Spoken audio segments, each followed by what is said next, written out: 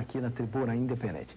Reinaldo, gostaria de ouvir a sua participação. Muito obrigado, Marcos. Professor, eu pergunto ao senhor, em que medida os educadores, uma vez que o nosso tema é educação e cultura, em que medida os educadores das escolas de ensino fundamental, médio e mesmo nas universidades sonegam conhecimento de qualidade para os alunos? Eu não sei se sonega é a palavra, porque ninguém pode dar o que não tem. Quer dizer, a atual geração de professores já é vítima de uma deterioração que vem assim, há 30 ou 40 anos, vem declinando. O ponto que nós chegamos pode ser avaliado pelas duas aferições feitas pelo tal do Provão. Mas que, se você for ver todas as instituições de ensino, tá certo? A quase totalidade está muito abaixo da média tolerável. Não é que estão abaixo do ideal, estão muito abaixo do que, vamos dizer, do mínimo. Não é isso? E, mais recentemente, esse exame que foi feito do pós-graduação, a maior parte dos cursos de pós-graduação também estão muito abaixo da média. Se você for ver ensino médio, o que acontece? Fizeram aquele teste, mais ou menos um ano atrás, entre alunos de ensino médio de 32 países, incluindo países bastante pobres, da África, etc. Os nossos alunos tiraram o último lugar. Quer dizer, não é por falta de recursos. O Brasil é um país riquíssimo e o que se investe em educação aqui é uma monstruosidade. Né? E sempre que se discute a questão da educação, o pessoal logo vai para o lado econômico. Quer dizer, é uma sede de verbas e há uma crença no poder mágico do dinheiro. Né? Quer dizer, como se o dinheiro fizesse produzir cultura. Né? Quer dizer, olha, se dinheiro produzisse cultura, minha gente, não teria havido nenhuma cultura, digamos, na Inglaterra do século X. Quer dizer, quando eram países paupérrimos, na Europa já tinham cultura elevadíssima. Isso aí é uma constante da história humana. Vamos dizer que os períodos de grande criatividade cultural raramente coincidem com períodos de grande progresso econômico. A gente hoje pode ficar maravilhado com Platão, Aristóteles, essa coisa. Quando houve essa geração de Sócrates, Platão e Aristóteles, Atenas já não era mais aquela de Péricles, que mandava em tudo. Não, ao contrário, era totalmente decadente, com inflação, miséria, depois invadida, né? Invadido por Esparta, depois invadido pelos macedônios. Ou seja, o país estava numa situação aflitiva e, não obstante, criou, vamos dizer, esta cultura majestosa. Agora, aqui no Brasil, o brasileiro talvez seja o povo mais dinheirista do mundo. O brasileiro tem vamos dizer, uma crença no poder do dinheiro. Né? Não acredita em Deus, mas acredita em dinheiro. Ele acredita que se der dinheiro para ele, né, o resto ele fará tudo por mágica. Então ele acredita que primeiro ele tem que ganhar um dinheirão e depois ele vai estudar, vai se tornar um camarada inteligente. Ou seja, inverte a coisa. Né? Os outros povos sempre procuram ficar inteligente primeiro para resolver os problemas. Aqui não, quer resolver o problema primeiro e ficar inteligente depois. Então, quer dizer que toda a ideia que se tem sobre educação aqui é uma ideia absolutamente falsa. A educação está muito vinculada a duas coisas.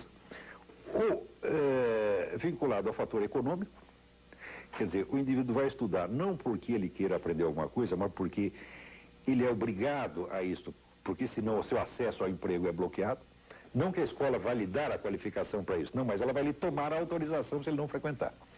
Então a escola não é um benefício, a escola vamos dizer, é a ameaça de um malefício. Então, para não sofrer o malefício, o sujeito vai para a escola. E o outro é o motivo político. Quer dizer, aqui nós temos dois tipos sobretudo universidades. Todas brasileiras dividem-se em dois tipos. Você tem as universidades caça-níqueis e as universidades caça-votos. Quer dizer, as privadas são caça-níqueis, as estatais são caça-votos. Né?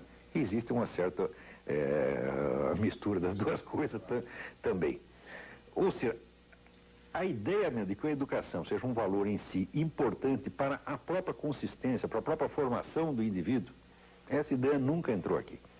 O sujeito sempre que vai estudar alguma coisa, ele pensa, vou estudar para quê? Tá certo? Quer dizer, o estudo tem que entrar por ele como se fosse um tubo digestivo, entra para um lado e sai pelo outro. Não tem a ideia de que a educação se incorpora. As pessoas não têm muito essa noção de que a educação não foi feita para lhe dar instrumento para alguma coisa, mas para formar você, para você ser alguma coisa. Para você ter uma personalidade, para você ter consciência, para você saber fazer suas escolhas, para você saber quem você é, para você se orientar no mundo, etc, etc. Ou seja, a educação como, digamos, de fator de fortalecimento, de desenvolvimento da pessoa humana, nunca existiu. A educação aqui é utilitária. Ou é para vamos dizer, ter uma finalidade profissional, então o sujeito vai fazer aquilo sem acreditar que ele vai aprender profissão, mas ele pelo menos vai ter, ele não quer educação, ele quer apenas o diploma, que o diploma é a autorização para fazer aquilo que ele não sabe fazer. Mas, não precisa saber, precisa ter o diploma. Né? E por outro lado tem a ideia da educação como canal de disseminação para propaganda política. Uma doutrinação ideológica absolutamente imbecil, que hoje tomou conta de praticamente tudo. Então, é por isso que a situação é catastrófica. A cultura brasileira, a sociedade brasileira, parece que ela é contra o conhecimento. Ela só quer, não quer o conhecimento, ela quer um arremedo de conhecimento que sirva ou para fins econômicos ou para fins políticos. Ora, não é de hoje que o Brasil é assim, sempre foi um pouco, mas isso foi aumentando, aumentando, aumentando. E agora está vindo a conta. A conta é o fracasso total da nossa educação. A classe dos professores universitários hoje é constituída maciçamente de pessoas ineptas, de analfabetos funcionais, pessoas que não entendem o que lê. E não estou falando de professor primário, eu não estou falando de gente da universidade. Quer dizer, ontem eu publiquei na Folha um artigo sobre o Congresso de Filosofia que vai ter na Bahia, né? E fazendo um exame do programa, né? É um negócio organizado pela Associação Nacional de Pós-Graduação. E eu dizendo, olha, esse programa aqui é o mesmo programa que vocês poderiam fazer na década de 60. Vocês não aprenderam nada desde então. Os maiores pensadores que apareceram no último meio século continuam totalmente ignorados. Vocês continuam com aquela temática dos anos 60. Hoje sai na Folha uma carta do sujeito indignado. Não é nada disso, você estava tentando humilhar pesquisadores sérios. Só que quando você lê a carta, o sujeito não sabe regência verbal, não sabe colocação de pronome. Eu digo, mas como é que esse sujeito chegou num pós-graduação se não podia ter saído do primário? E são pessoas assim que não têm a menor consciência de suas deficiências. Por quê? Porque são reconhecidos como professor. Tem lá um diploma de pós-graduação e todo mundo chama de senhor doutor e o indivíduo nunca é testado realmente no seu conhecimento. Né? Você tem uma rede, uma proteção corporativa absolutamente perniciosa, doente, né, onde todo mundo só pensa assim na autodefesa dos seus interesses, todo mundo sempre com medo de perder emprego, né, e fica essa coisa mafiosa, ou mafiosa por motivos econômicos, ou mafiosa por motivos políticos. Agora, o ensino propriamente dito, o aluno como pessoa, tá certo? Pessoa, eu vou dizer, que tem as suas dúvidas, tem as suas dificuldades, porque a consciência humana ela não cresce assim, que nem banana, tá entendendo? Ela precisa ser fomentada, precisa ser ajudada. Todo ser humano precisa deste socorro no começo da sua vida. Estas necessidades do aluno são absolutamente desprezadas. Só se quer saber o seguinte, quanto a faculdade vai ganhar com o aluno por mês, ou em quem que ele vai votar depois que ele sair daqui. E, naturalmente, tem que votar nos partidos mais poderosos. Então, toda a classe estudantil brasileira está sendo vilmente usada para sustentar picaretas. Nós estamos na Tribuna Independente, hoje com a presença do filósofo, escritor e jornalista Olavo de Carvalho. Doutor Olavo, o senhor me permite, mas como mudar essa situação que o senhor coloca como dramática? Se eu soubesse. Porque o senhor, na verdade, faz até uma denúncia muito forte aqui. É terrível a situação. Mas como mudá-la?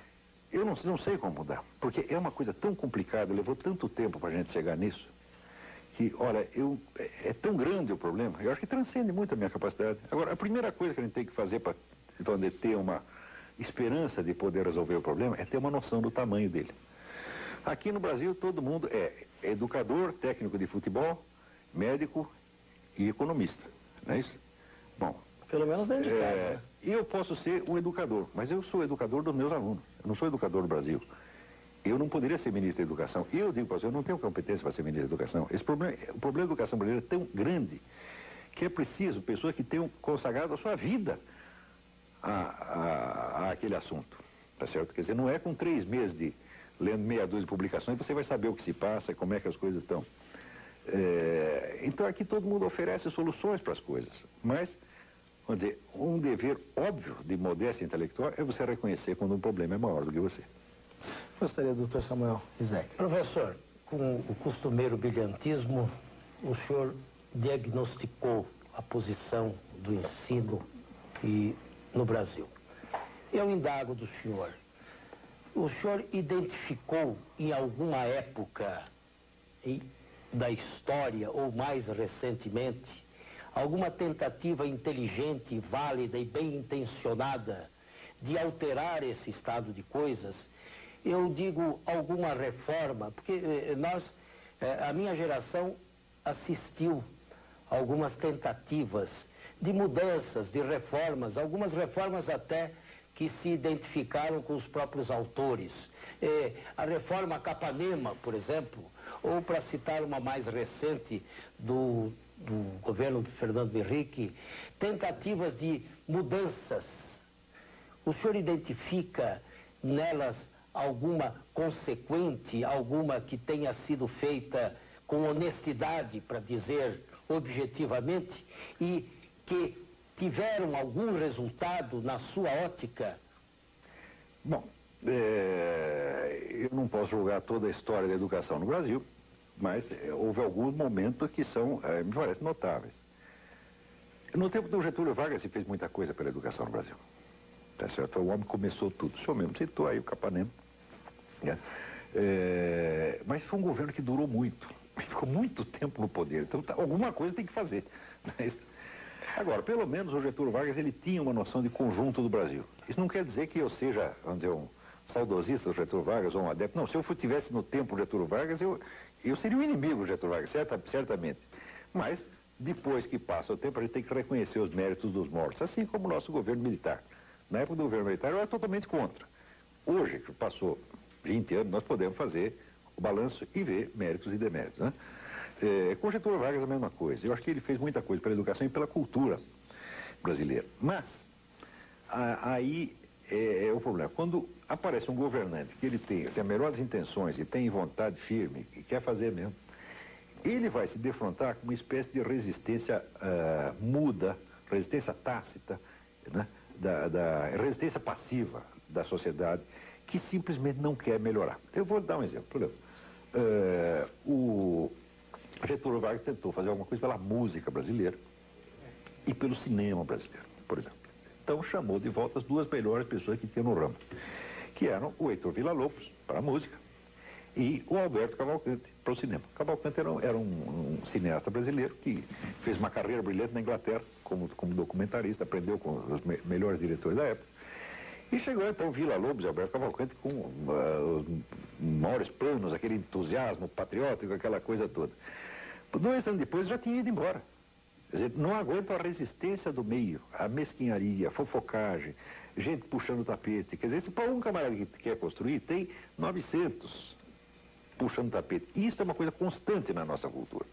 Quer dizer, a cultura é do seguinte: onde eu não dei certo, o outro também não pode dar. Se eu fracassei, você tem que fracassar também. Então é a cultura do caranguejo no balde, tá entendendo? Tem um monte de caranguejo no balde, um caranguejo quer sair, mas o outro pendura na perna dele e vai tudo para baixo. Tá certo? Isso é uma coisa muito profunda no Brasil. Este culto do fracasso, tá certo? E o culto de tudo que vai para baixo. Tá certo?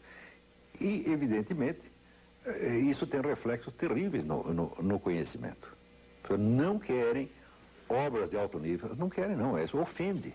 O sujeito que faz, por exemplo, a obra de Villa-Lobos é uma ofensa. Aliás, o Tom Jobim que diz, no Brasil o sucesso é um insulto pessoal. Eu digo, olha, o sucesso é um insulto pessoal e o conhecimento é um insulto maior ainda. Porque as pessoas acreditam que todo mundo que estuda para humilhá-las. Eu confundo conhecimento com pedantismo, conhecimento com busca de poder, porque na prática, muita gente só estuda um pouquinho para esse fim mesmo, mas nem todo mundo faz isso. Tem gente que é muito sincera. Né? Não se pode dizer que Villa-Lobos só estuda o que fez só por vaidade ou para humilhar os outros, ou por pedantismo. Não, ele estava sinceramente interessado naquilo. O próprio Cavalcante, tá certo? E tantos outros brasileiros que fizeram coisas de muito valor. No fim, todas essas pessoas acabam ou indo embora ou morrendo amarguradas. O Brasil é o país que tem a maior coleção de gênios fracassados da história mundial. Ou eles fracassam ou vão embora. Né? Pouquíssimos têm, vamos dizer, uma resistência para viver no meio deste ambiente, tá certo? E continuar fazendo o que tem de fazer, conservar o bom humor. Eu não sei como é que eu consigo, tá certo? Porque eu não ligo muito para isso, não. Quer dizer, se as pessoas estão gostando ou não estão gostando do que eu estou fazendo, para mim, assim, a minha plateia só tem um espectador. O espectador é Deus, tá certo? Eu não espero que Deus goste do que eu faço, mas pelo menos que Ele perdoe o que eu faço. Se conseguir isso, tá bom. Muito bem. Eu vou pedir licença ao senhor.